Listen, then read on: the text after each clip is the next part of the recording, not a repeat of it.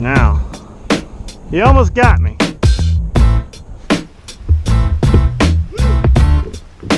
Assalamu alaikum. All right, good morning, everybody. It's been raining for like 2 days, like off and on. Wind's been crazy, so we haven't been able to fish. But today, I think me and Samantha are gonna go out and try to harass the trout out there on the 3 mile. But I also gotta go around and collect some B-roll. I think I'm gonna do it with my drone. It's gonna be a lot of fun. We got a nice blue sky day. I don't know if you can see it down there. No wind. Optimal flying conditions. I'm pretty excited about that. Sorry I haven't been posting for the last 2 days, but it's been really hard to get outside and actually get some footage. So today I'm making up for it, guys. I'm making up for it. So here we go. Coffee's Lifeblood Champions. Mike Ditka. Searching long and hard for places to launch the drone. Like around where I live, there's so many military bases and there's so many like restricted airspaces that it's almost impossible to fly. I just got to launch point number 1. I found a field, and this is like right on the outer edge of Pensacola Airport airspace. It's kind of bummed. You gotta, like, the whole fence is locked except for over here, so that's what we go through.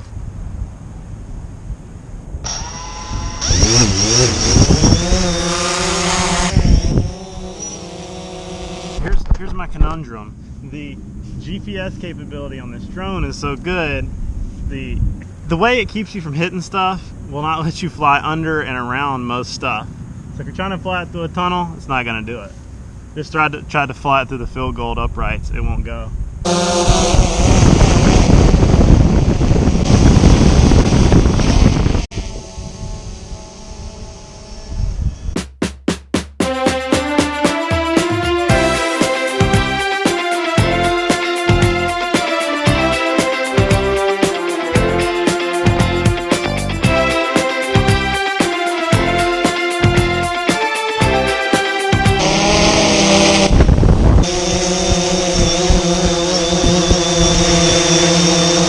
Mission complete. Mission complete.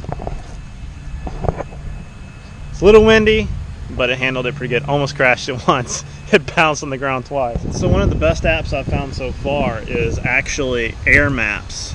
It's an app for your phone, and it will tell you like what is the no-fly zones for national parks, for basically anything that it knows that's on the books, and it usually gives you a phone number to the tower if you've really got to do that too. Like it was able, so I could like pan in the satellite image and get exactly where like the airport airspace stops, which is pretty cool because it helps you find these out of the way areas and maybe parks and stuff that you can fly in that you couldn't find normally. You'd be guessing, like if you looked at a flight map or like a sky vector, they're so zoomed out and the lines are so big, it'd be really hard to figure it out unless you got on Google Maps and like stenciled it or something. On to the next adventure. Going fishing this afternoon. Got to get home, get the kayaks ready.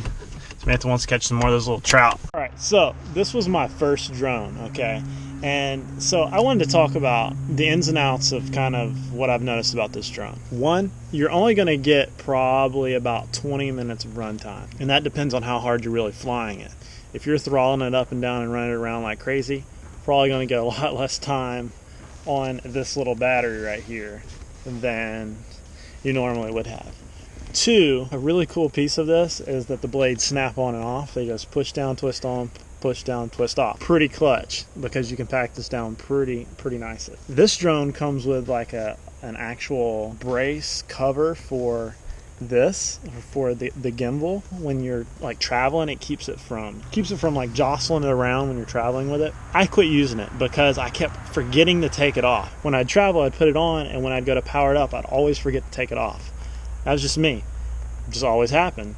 It might not happen to you, but it happened to me. But it's a good 4K camera. You got to figure out how to do the different light adjustments on your controller right here. Kind of allows you to change the filter of the camera and the way it's looking at the lighting helps a little bit. It's actually been pretty tough. I've bounced it on the ground quite a few times pretty hard. The software has been pretty steady so far. It tells you when you're getting too high, and it tells you when you're in kind of around restricted airspace. Furthest I've had it out probably was like maybe a mile from me. Still kind of quirky about getting it too far out there. I only have one battery so far, so I've just been charging it every time I get done with it, and it seems to work pretty good. So for the specifics of it, I mean, y'all can look that up. I'm not going to regurgitate the numbers like right off the top of my head, but this thing is I think I got it for $999. Best Buy had like, if you did a credit card, you got like $200 off, and then it was Amazon matched, so I got it for like $999 like a few months ago.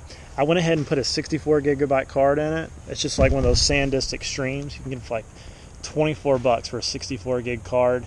Totally worth it because you're shooting 4K here, and it'll fill up really quick. The little 16 gigabyte Lexar that it comes with, total crap. Like, you'll fill that thing up in like 9 minutes. I don't care what they tell you it's going to be. It was like 9 minutes. So you can't even fly and film the whole time without filling the whole card up. So just get a 64 gigabyte card, and the styrofoam case it comes in, what you can do is you can go to Lowe's and get like the spray rubber, spray the styrofoam case, and it becomes like a rubber case.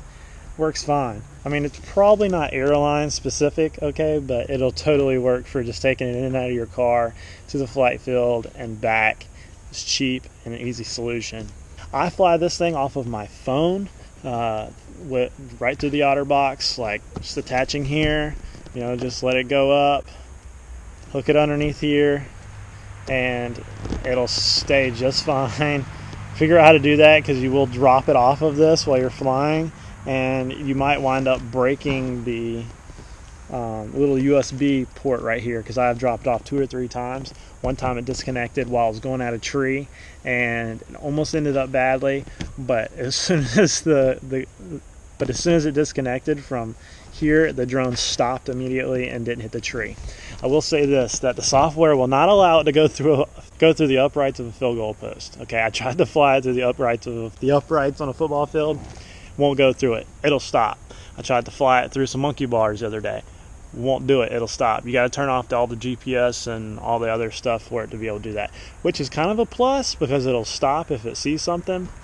But then it's not, because if you're trying to get that cool shot, it's not going to let it run through there and go through those little tight spaces. Probably when you're flying it around a house, if you do that and you're that high speed, you're probably going to have to turn off all those settings.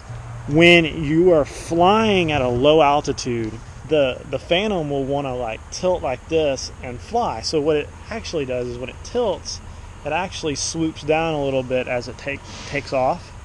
And if you're flying really low to the ground, you're going to hit the ground.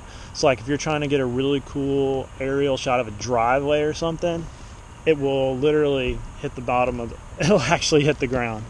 Trust me, I skimmed this thing across the football field today, and it was like boop, boop, boop, boop, because I was too low.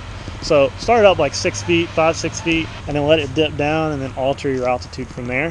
When you're flying, just go ahead and watch your altimeter on the Go app, the DJI app, and that way you don't have to really monitor it yourself. Yeah, you got to keep it in line of sight, but if you're monitoring your distance from the ground, just like if you're flying an airplane, you'll be able to fly it without hitting the ground. And then, you know, you'll be able to watch through the actual drone's eye, and it'll allow you to fly a lot straighter and a lot better. But to end this video, this is an awesome drone. I haven't had any problems with it so far. Haven't crashed it. It hasn't died. Knock on wood. But I would definitely say your first like 10 times, go out in the middle of a field and just fly it around in circles. Just fly it around in circles until you get the controls down, because, you know, up is up and down is down, but the left and right and the panning is a little awkward, because you got to be able to pan it, you know, and turn. But once you get to where you can like do all the little panning, because really photography with these things is about, one, your drone pilot skills, like your actual pilot skills, And then the other is actual photography skills. Like anybody can just get up and take, you know, some film, but you still got to be able to have the sun to your back, and you still got to be able to fly it smoothly, because if you're not able to transverse smoothly with the way you do the controls, you're going to get that splotchy, fast wave, and you're going to get a really blurry picture. So just go out and learn how to fly it smoothly, fly it around obstacles the best you can, without hitting anything, to get good at traversing from left to right and up and down and adjusting your altitude and bringing it down. And then that way you can get those really cool shots. But until you can get that down, you're going to just be able to do small aerials. Learn how to adjust the camera up and down like this, you know, facing forward and then facing straight down, and adjust back and forth. And that'll allow you to get a lot cooler shots. And then when you're really skilled, which I'm trying to figure out how to do now, I'm getting better at it, but the battery life just isn't long enough, is to get up above the skyline and when the sun is setting and let it go down, and then try to time lapse it. You can kind of do it, but not quite in 25 minutes. Another thing is being on top of intersections. Like, you can't be on top of intersections, but you can go up, you know, 100, 200 yards off the road. Go up. 4K allows you to crop it enough to zoom it in a little bit, and you can get a cool time lapse of these big interstates and stuff. But just remember, follow the FAA rules. And if you got any comments on this, put it down below, because we all like to learn from each other on YouTube, because YouTube is sharing information. Don't forget to like and subscribe. Follow me on Instagram and on YouTube at Yak Motley, and I'll see you guys later.